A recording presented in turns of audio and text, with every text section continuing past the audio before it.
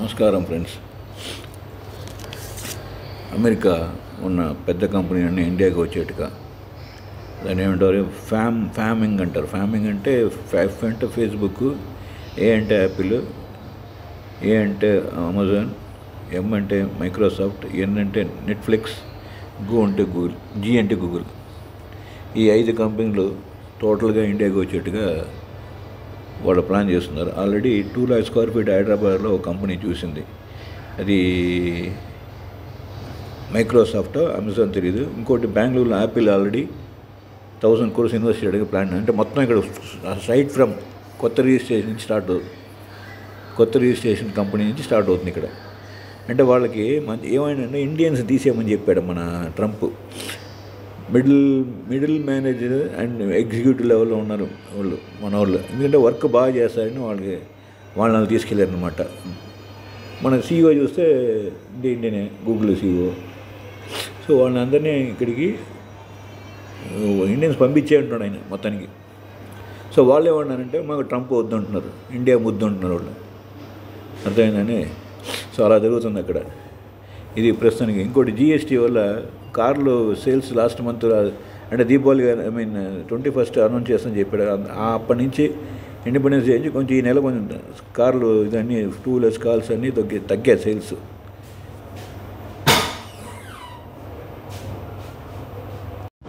అదే నేను చెప్పినట్టుగానే కొన్ని 28 నుంచి 18%, కొన్ని 12%, 5%, కొన్ని 0 కూడా అయిపోయినాయి ట్యాక్స్. ఇది యాక్చువల్గా మెయిన్గా కృతజ్ఞత చెప్పాల్సింది ట్రంప్ గారికి. ట్రంప్ గారు ఏమనుకున్నారంటే ట్యాక్సీకి చేసేసరికి వీళ్ళందరూ ఇదైపోతారు, మన దగ్గర కాళ్ళ దగ్గరికి వస్తారు అని చెప్పి అనుకున్నాడు ఆయన.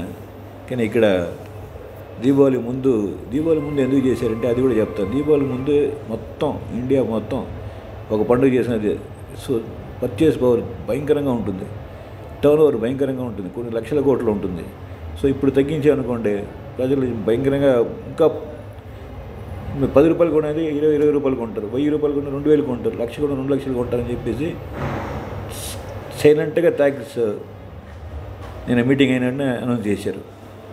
బాబీ 5వ తారీఖు అన్నారు. ఇది చెప్పండి సార్.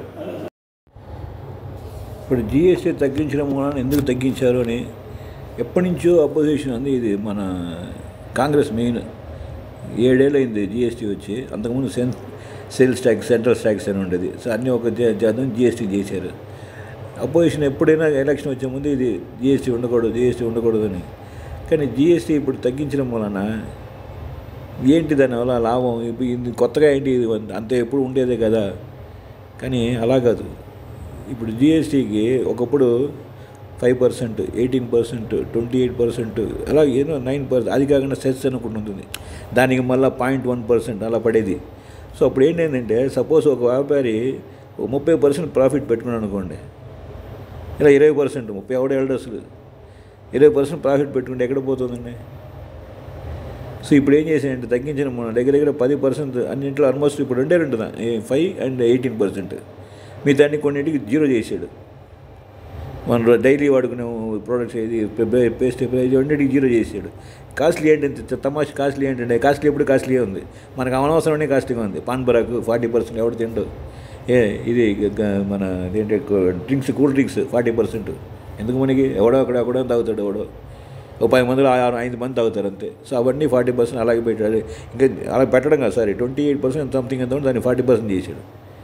సో అటువంటి దాంట్లో కొంచెం పెంచాడు. ఎవరు ఎక్కువ తక్కువగా ఏది వాడతారో దాని మీద పెంచాడండి. సరే ఎక్కువ ఏది వాడితే దాన్ని తగ్గించాడు. అలా చేశాడండి ఆయన. ట్రంప్కి నిజంగా చాలా చాలా చాలా కృతజ్ఞత చెప్పాలి అందరూ ఇండియా ప్రజలు. నిజంగా ఆయన అలా చేయడం వలన ఈయనకి థాట్ వచ్చి ఇండియా వచ్చి చెప్పాను కదా పోయిన వీడియో ఒకసారి, ఇండియా గుడ్స్ ఇండియాలో అమ్మాలని చూస్తున్నాడు. అది ఇదే టీషర్టు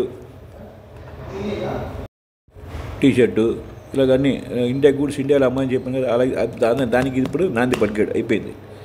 సో ఇప్పుడు మీకు ఇక్కడ ఈ దీపావళి లోపల ఇండియా గుడ్స్ ఇండియాలో అమ్మడం వల్ల ఏంటంటే ఎకనామీ పెరుగుతుంది. Main India turn over market పెరుగుతుంది.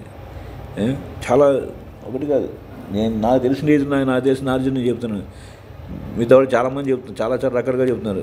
పెరగదు మెయిన్ తగ్గించడం మనం ఎంత లాభాలని. దానివల్ల నష్టాలు ఉన్నాయంటే ఒకటి నష్టం ఏంటంటే, ఒకటి కాదు మెయిన్ నష్టం ఏంటంటే స్టేట్స్కి.